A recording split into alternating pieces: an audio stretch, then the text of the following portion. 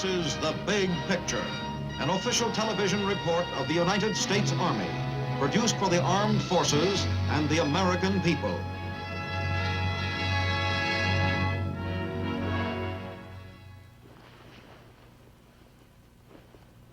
Ready, Bill? Yeah. So long, you guys. We'll be seeing you.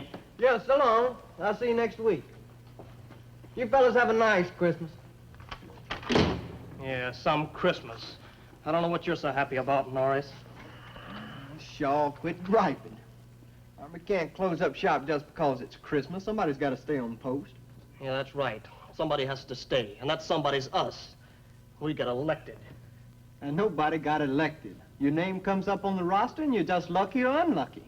It's like a lottery. It's just tough luck we didn't win. Well, so what? Next time round, we'll be taking off, and somebody else can keep house. Oh, sure, sure. Next time around. Oh, that's a big help. Why don't you take it easy on yourself? Because, man, there's not a thing you can do about it. Oh, maybe there isn't. Maybe there is. You're not thinking about going... I never missed a Christmas with my family yet. And this year's kind of extra special. You see, my kid sister's getting married, and, well, she's bringing the boyfriend home to meet us. Yeah, but bugging out's not the answer. You're going to just get yourself in a jug of trouble. Those parties and planning. You know, but it's almost a year since I've seen any of them. You better take it easy. You know, you can try to fight this army. But, man, it's a cinch you ain't going to win. Look, I tell you what. I'm going to the PX and meet a fellow from my hometown. You come on along, and maybe we'll go see a moving picture later. Yeah, that's a good idea, Norris. I tell you what, you go ahead, and I'll see you over there. Okay. I'll see you in about a half an hour. Yeah, okay.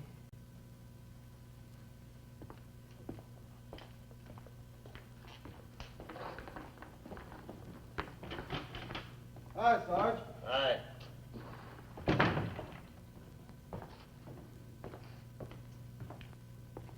Hiya, Shaw. Oh, hello, Sarge. Looks like the old homestead's really emptying.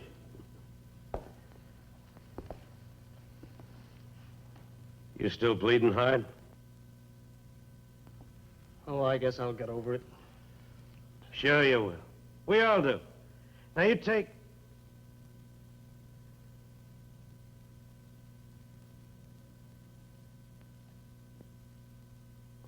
Checking your socks, huh? Well, that's one way to kill time. Yeah, I suppose it is. Looks like you, Norris, and me are stuck. The only ones left in the barracks. Well, we'll have Christmas together. They'll put on a special feed in the mess hall. Of course, it won't be as much fun as being home, but then... Well, those are the breaks. Yeah, bad breaks. Could be a lot worse. You take the real job of soldier. That can cost you a lot more than a chance to be home at Christmas. Much more. The people who start wars, well, they're not too sentimental about that kind of thing. Yes, the soldier's job can exact a much greater price. It's interesting to note that some of our country's most critical hours have occurred just when the soldier's thoughts have turned to home and to those personal ties from which he has been separated. At times, it would appear as if the enemy actually counted on such occasions as a morale factor to be exploited for his own advantage.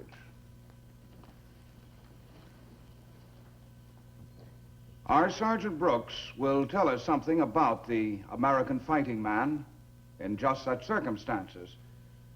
But before we return to him and to Private First Class Shaw, let me just say that I am Sergeant Stuart Queen, bringing you the latest in our Big Picture series, the Battle of the Bulge. Real nice flags began to pop up around town. And being polite, we broke out one of our own.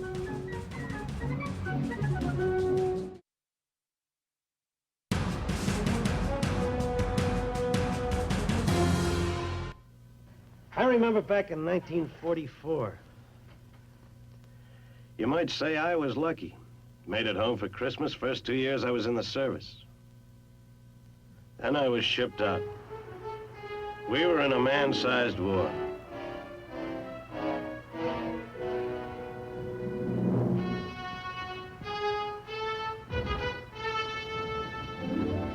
First I saw of it was a place called Omaha. And I don't mean Nebraska. It was a beach off Normandy.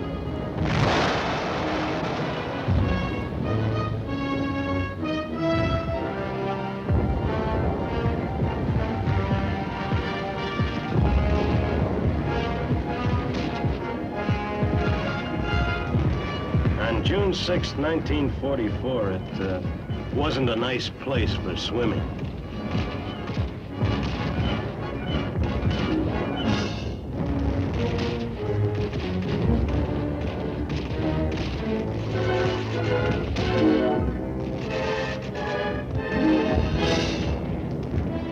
After that, the days kind of got telescoped.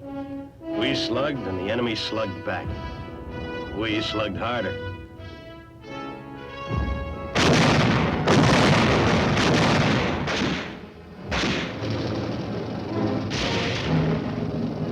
Then there was San Lo, the worst of it.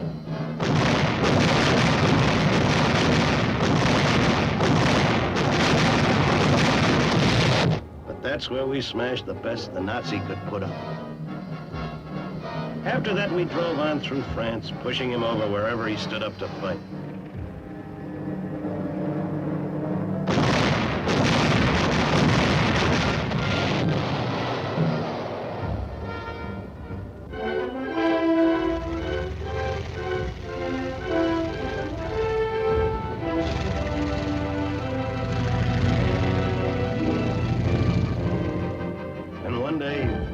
Just how far that battling had taken us. It was August 25th.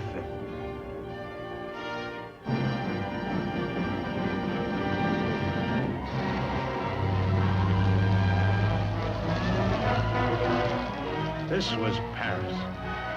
And the French had been waiting for their big day for 5 long years. Because Paris had become a symbol. The rest of the world had been waiting too.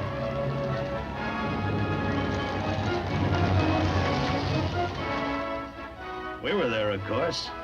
One whole division, all spruced up.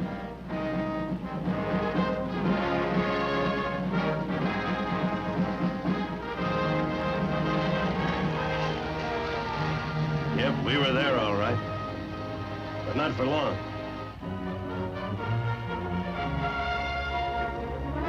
We marched through Paris and right out again. You see, we had an appointment to keep. We kept it.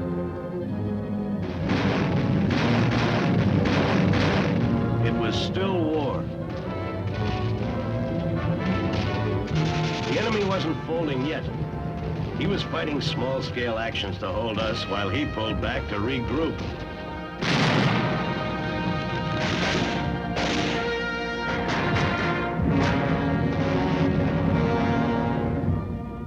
Whole batches were willing to do their regrouping in our POW cages. Between scraps, we were still getting the Paris treatment.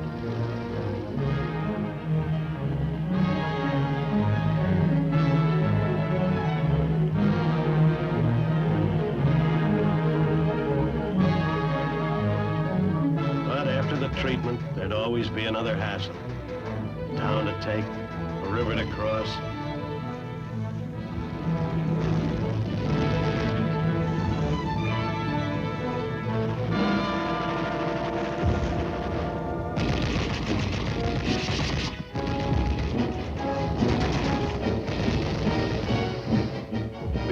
Our rivers and took our town. Now we were moving into Belgium, Luxembourg. Germany was to be next.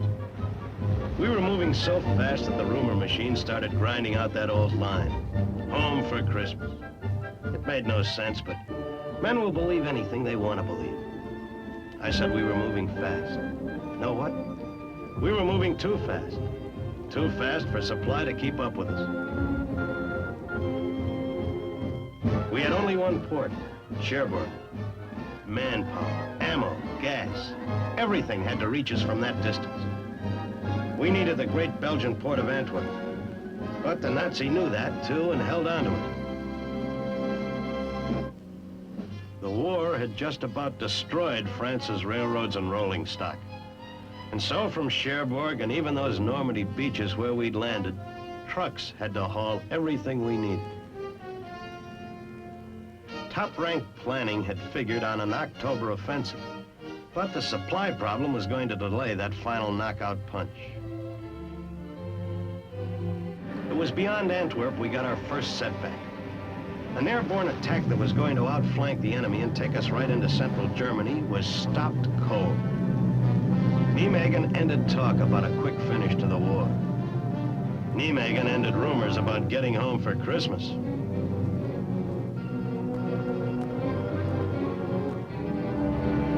All of those weeks our buildup had gone on. Still meant hauling from Cherbourg and the beaches, but now we had a super speed system. It was called the Red Ball Express, and to get us set for an all-out offensive, it worked round the clock.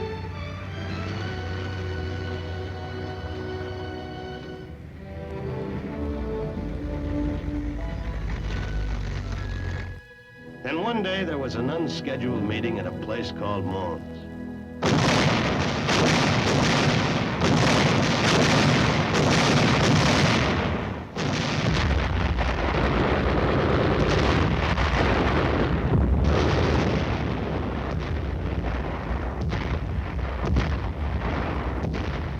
That little slugfest at Mons had knocked off 2 Nazi armies. More important, it had opened the way to the German city of Aachen. We'd already moved into the enemy's home grounds, where they lay on our side of the Siegfried Line, or weren't important enough to defend. But this was going to be a real showdown. We'd have to blast them out of Aachen. And that's what we did.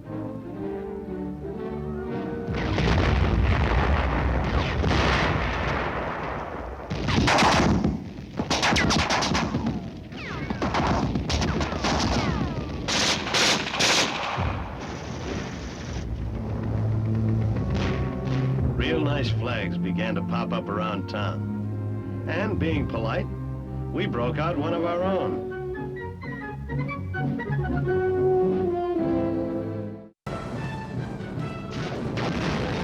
When you can't stand and you don't want to die, well, there's always a third way.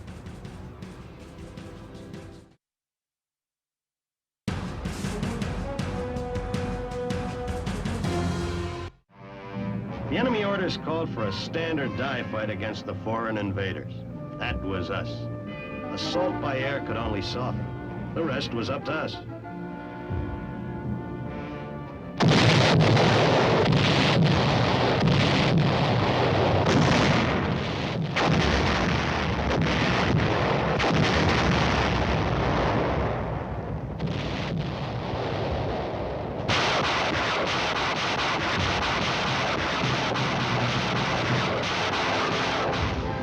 Was rougher than we'd figured.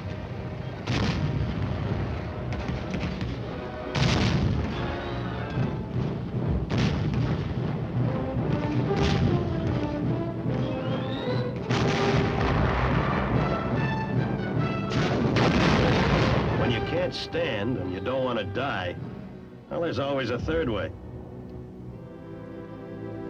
Now we went after our biggest target so far, the fortress city of Metz.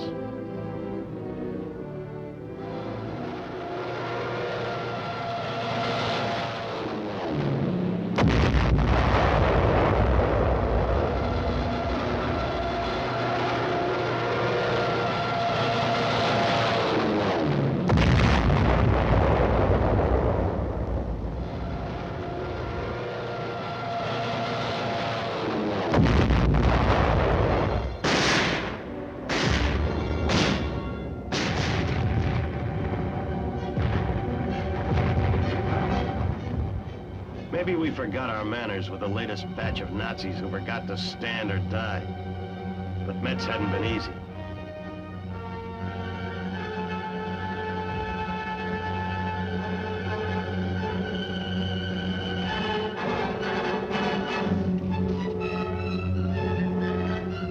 going to be easy anywhere along our lines. But the Nazi Wehrmacht was tough.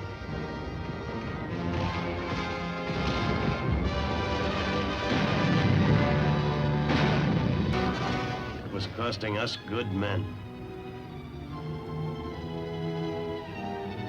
Green replacements were becoming seasoned old soldiers, almost overnight. Then there was good news from Belgium. Antwerp was working for us at last. The enemy had been knocked out of the skies and from the islands surrounding the big port. Shortages of ammo, gas, equipment weren't going to limit our movements again.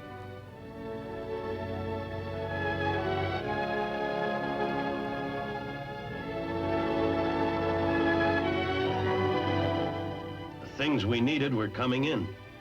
But those weeks we'd lost were going to help hand us our heaviest jolt. For now it was winter. Once upon a time, armies just stopped fighting when winter hit. Winter slowed down movement. Winter meant additional hardship. But we couldn't give up the initiative. We had to go on.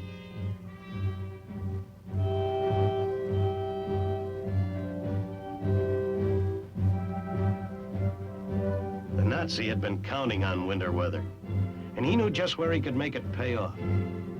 In the middle of our lines, stretching about 85 miles, was the Ardennes forest. To its north, we had 2 divisions. There were 2 more in the south.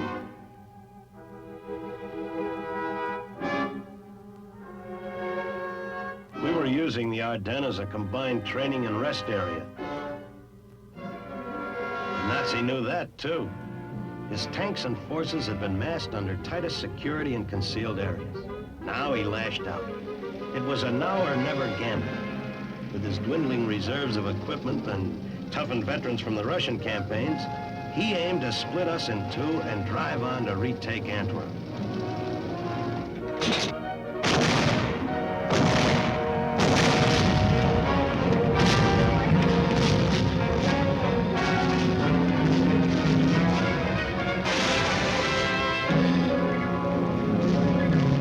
He caught us off balance, and we paid for it.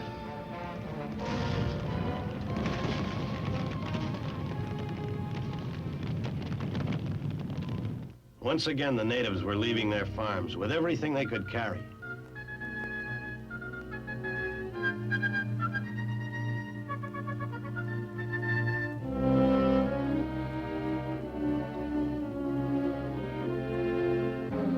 The Nazi planning didn't include rations. They were that desperate. They'd live off the land till they could stock up from our warehouses at Liège and Rheims. That's where he headed, punching a bulge into our thinly held line.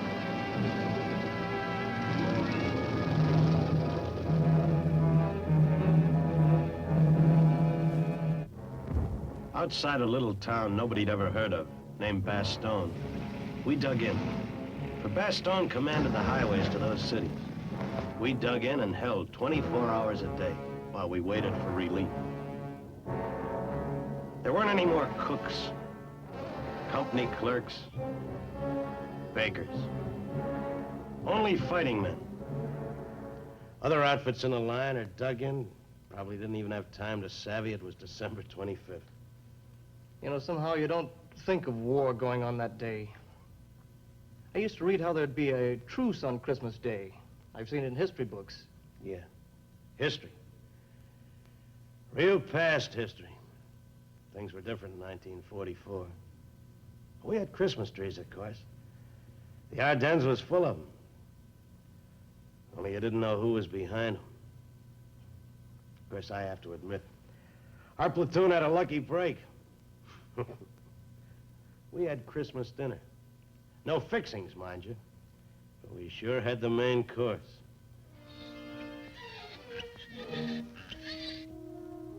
Maybe a few managed some holiday spirit. But for most of us, it was just another day on the job. A soldier's job. The job was going to get tougher. And so was the weather.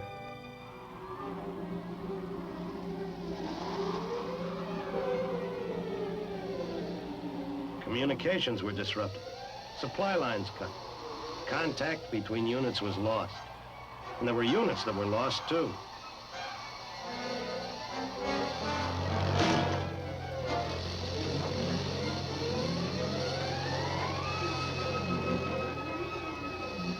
There was no telling where the enemy had been or where he was going to be. He'd even infiltrated with specially trained fighters. They wore our uniform and spoke our language. So we asked trick questions. Who won the World Series? What was Betty Grable's last film? That did it. And because they were spies, did for them too. The weather had been on the enemy's side, but time was on ours, so we held on. Then one beautiful day, never mind the weather, a whole armored division from 3rd Army broke through to relieve us. The enemy's bid for Bastogne was ended. Now we could get back on the offensive.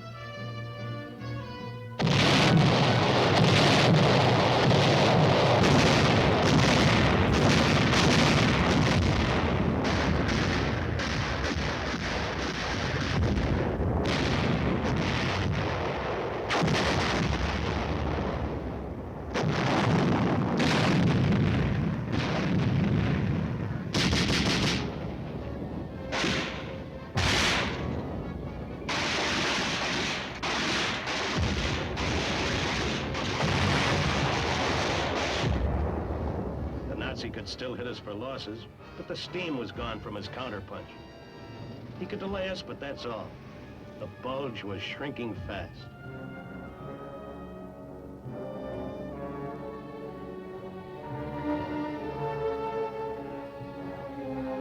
The Wehrmacht's strength was melting, and so were the snow and ice that had helped.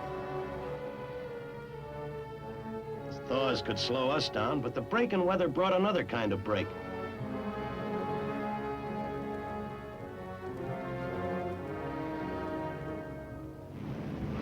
Clearing skies brought us air support. Units that couldn't be reached over truck routes, units cut off by enemy action could now get rations. Medical supply, equipment of all kinds by airdrop.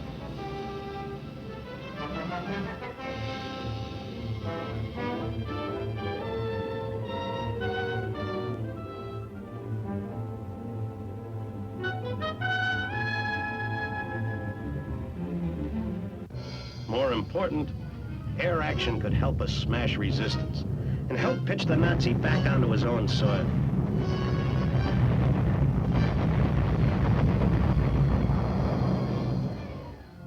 Besides the ones who hot-footed it back to the fatherland to fight another day, there were the lucky ones who wouldn't.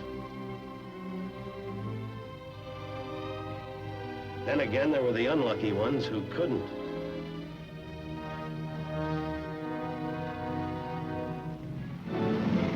What about us? Well, we'd won our battle. The Battle of the Bulge. And now we just get on with the job of soldiering. There'd be towns to take, we took. Then there'd be a river called the Rhine. We crossed it. That was the beginning of the end. Well, there was more fighting, of course. Hard fighting. But now there wasn't any question about how it'd end. That was the holiday season for soldiers, 1944. Next Christmas, we'd be spending at home. Those of us who made it. Yeah, I was just thinking about the others. The breaks again. But then nobody ever figured soldiering was an easy job. Let's see. You've been in the service for a little over a year, right? Closer to a year and a half. Nice record, too. It's a good thing to have, Shaw. Take a bad record. You can foul a man up whether he stays in or leaves. Records stick. Yeah, I suppose that's so.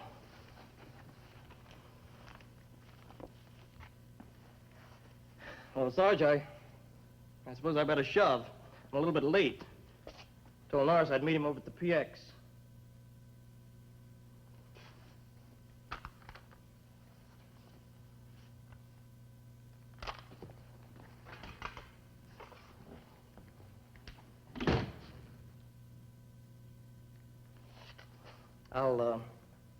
I'll stow the rest of those things when I get back.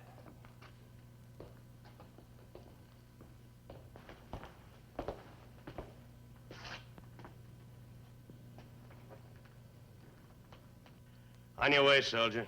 See you later.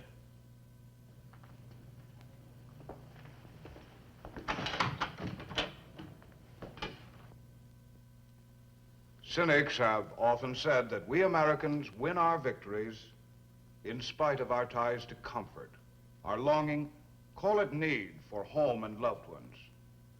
As a matter of fact, it's not in spite of, but because of those ties that we stick it out and come through.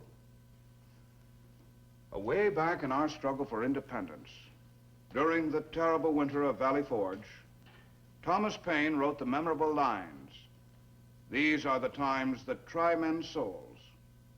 The summer soldier and the sunshine patriot shrink from the service of their country."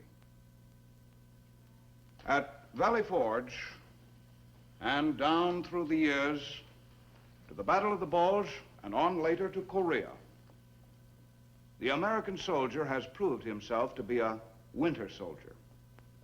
For that steadfastness and devotion to duty, an entire nation must be forever grateful. Now, this is Sergeant Stuart Queen, your host for The Big Picture. The Big Picture is an official television report for the armed forces and the American people. Produced by the Army Pictorial Center. Presented by the United States Army in cooperation with this station.